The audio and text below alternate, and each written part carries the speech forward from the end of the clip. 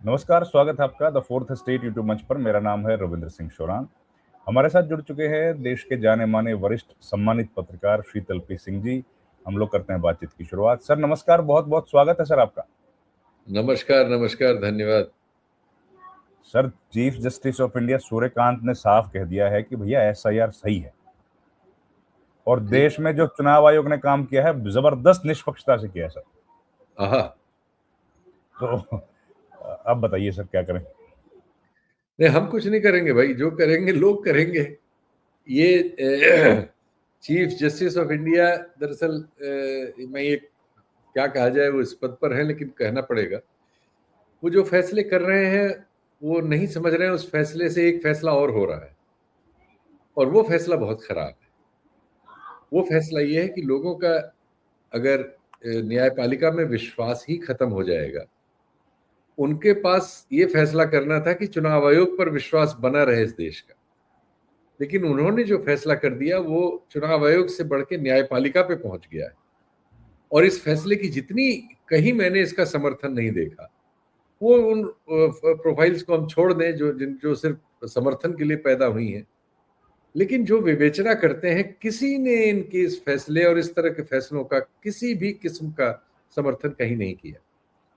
ये बहुत खराब स्थिति है कि अगर किसी सामाजिक विमर्श में नकारात्मकता इस स्तर पे पहुंच जाए कि उसको सबको उस पे शंका हो जाए, ये बहुत खतरनाक चीज है। इसलिए भी ये वो वक्त है जब भारत आर्थिक मामलों में बहुत ही ज्यादा कठिनाइयों में फंस गया है।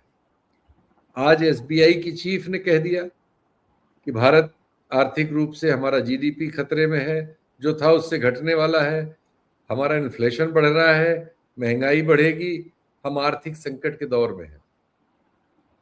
अरविंद सुब्रमण्यम ने तो कह दिया कि अगर हम तत्काल फैसला लेने वाली जगहों पे लोगों को नहीं बदलते तो हम डूबने जा रहे हैं। और उन्होंने कह दिया, वो जो एक और है इंडियन एक्सप्रेस में जिन्होंने लिखा, जो भल्ला, सुरजीत भल्ला। सुरजीत भल्ला ने, कि चुनाव जीतने का मतलब आर्थिक सफलता नहीं है। आप चुनाव जीत सकते हैं लेकिन आर्थिक रूप से असफल हो सकते हैं। BJP is winning but economy is losing.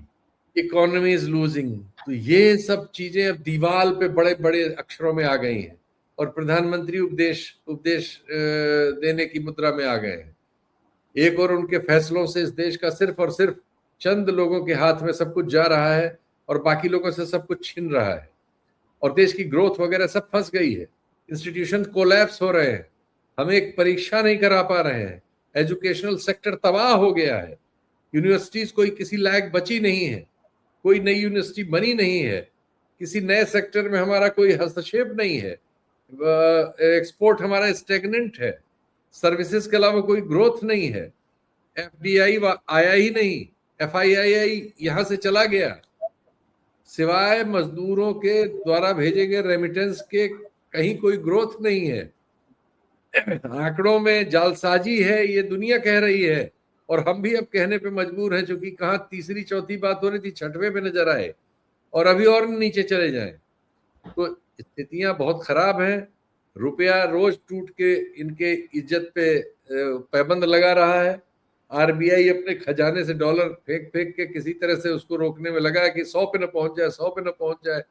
लेकिन अब उनकी ओर से कहलवाया जा रहा है कि 100 तो एक नंबर है, तो यानी 100 पहुंचने पर वो तैयार हैं। और हमें बता दिया गया है कि जो हमारे लोग विदेश जा रहे हैं इस बीच, तो एयरपोर्ट पे जब वो रुपया चेंज कर रहे हैं तो उनको 103 रुपए में एक डॉलर मिल रहा है।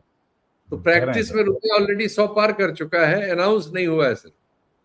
तो हम, और इस बीच ये बगल में युद्ध होने से हमारी जो एक फर्जी छवि क्रिएट की गई थी, जो कि हमारे प्रधानमंत्री विश्व गुरु हैं, वो विश्व मजाक में बदल गए हैं।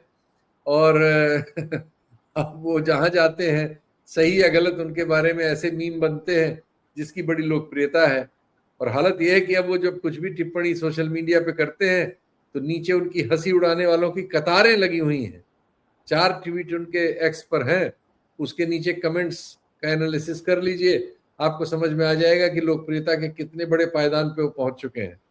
और उसका एक ही प्रतीक काफी है कि एक बच्चे ने बॉस्टन में बैठ के, एक युवा ने एक मीम बना दिया, और उसके रिएक्शन में 2.25 करोड़ लोग जो है उसके प्रोफाइल पे इंस्टाग्राम पे साइन कराए। ये सब पता रहा है कि अंदर क्या पक रहा है। वो चीजें बेतरह खराब कर रहे हैं, जंगल काट रहे हैं, इसलिए हम लोग इस समय आग के गोले के नीचे बैठे हुए हैं और आर्थिक विपन्नता के हम कगार पे पहुंच गए हैं। शिकार हो दुर्भाग्यपूर्ण रहे वो हैं। होगा कि भारत कहीं वहां न पहुंचे जहां पाकिस्तान था, कि जो हम डेब्ट के लिए जो मंथली किस्त वगैरह देते हैं उसमें डिफॉल्ट न हो।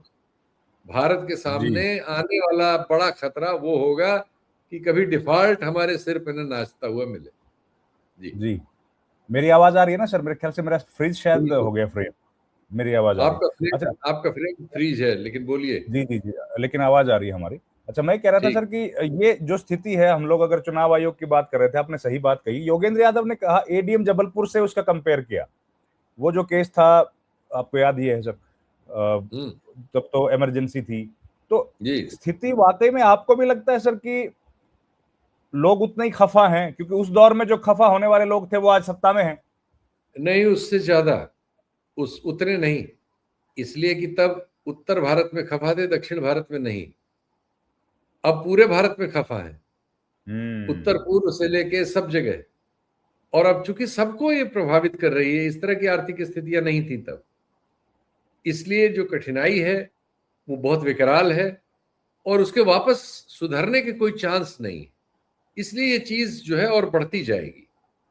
राइट। ये है इसका समस्या। हाँ, ये समस्या तो बिल्कुल गंभीर है। लेकिन चलिए, रिव्यू रिव्यू में भी कोई अब कई बार क्या है ना सर, भरोसा, भाई फैसला क्या आएगा इस बात का अंदाजा लोगों को थोड़ा सा हो जाता है। क्योंकि जब हियरिंग चल रही थी तब भी किस तरह की बातें हो रही थी, क्या स्टेटमेंट दिए गए, आप अगली बार वोट डाल देना, इस तरह की स्टेटमेंट से इस बात का अंदाजा तो लग ही गया था कि किस तरह का विचार होगा। जी। तो वो तो क्लियर, आपकी बात सही है। खैर, तो ये थी हमारी बातचीत शीतल सिंह जी के साथ इस मसले पर। देखिए, बड़ा मसला है और इस पर कई तरह के विवाद हैं, कई तरह के सवाल जवाब हैं। एसआईआर की पूरी प्रक्रिया, हालांकि इसको सुप्रीम कोर्ट ने तो सही ठहरा दिया है, और सुप्रीम कोर्ट का तो हम लोग सम्मान ही करते हैं। न्यायपालिका का तो सम्मान के अलावा कुछ कर नहीं पाते हैं।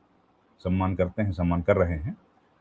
लेकिन ये फैसला जो है, जिस तरह योगेंद्र यादव ने भी कोट किया था कि एडीएम जबलपुर का जो फैसला था, भविष्य में इस तरह हो सकता है कि इस फैसले को बदला जाए। चलिए, लेकिन वो भी कोर्ट का ही अपना अधिकार क्षेत्र है। अगर किसी को लगेगा कि कोई फैसला बदलना है तो बदलेंगे, और नहीं बदले होंगे तो तब तक तो ये फैसला कायम है, और आज ये फैसला है। अब इलेक्शन कमीशन के पास इस बात का पूरा अख्तियार है। पहले भी था, पहले विवाद में था या क्वेश्चन ऑफ लॉ में था। अब वो क्वेश्चन खत्म हो गया है।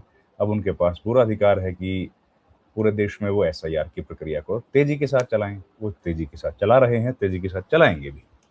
और एसआईआर की जो प्रोसेस है, वो ऑपोजिशन पार्टीज लगातार बोल रही हैं कि वो उनके लिए ठीक नहीं है।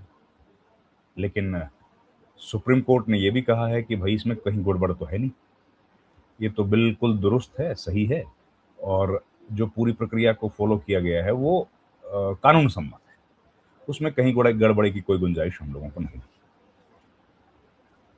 ओपोजिशन पार्टीज तो अब जानते ही हैं, कह रही हैं, और जो याचिकाकर्ता थे। लेकिन अब ऑप्शन क्या है, लीगल कानूनी पहलू क्या है? देखिए, दो ऑप्शन है। एक तो कोर्ट के आदेश को मान लें और मामला खत्म हो। दूसरा, अगर नहीं मानेंगे तो रिव्यू में जा सकते हैं। रिव्यू का मतलब है कि